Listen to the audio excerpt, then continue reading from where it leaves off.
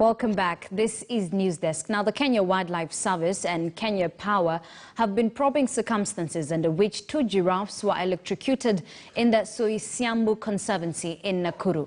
KWS says that after a site visit, it has been established that the electric wires in the conservancy hung lower than the giraffes' height and are set to be replaced soon.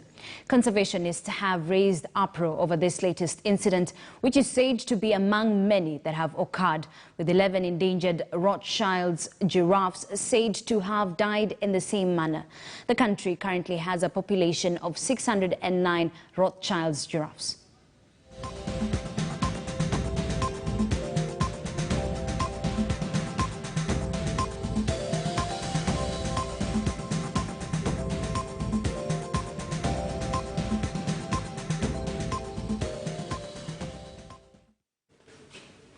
And we have good development in this story. We understand that KPLC has moved swiftly to stop further electrocution of giraffes at the Soysambu Conservancy in Nakuru County.